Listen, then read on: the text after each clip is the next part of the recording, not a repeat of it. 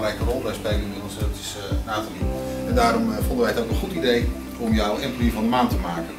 Nathalie is al een jaar of 4, 5 werkzaam voor het ziekenhuis en is eigenlijk vanaf haar opleiding begonnen als BIF-medewerker, zoals we het noemen, bestuurlijke informatievoorziening. Zij maakt rapportages en die het ziekenhuis gebruikt om de processen te sturen en te sturen op het product wat we leveren, de zorg aan patiënten.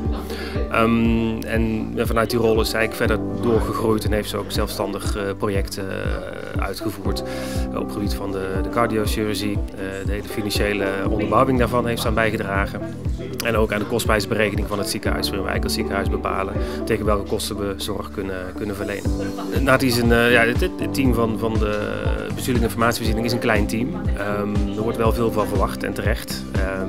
En Nathalie heeft, voor het team is het heel belangrijk dat die waardering er ook is. Zeker net zoals Nathalie, als we bereid zijn om extra initiatieven te nemen, extra verantwoordelijkheden te nemen, dan is het heel fijn om te zien dat de organisatie dat waardeert. En dat op de bijdrage die we leveren aan het ziekenhuis, dat op waarde wordt geschat. Dus voor het team is het heel belangrijk.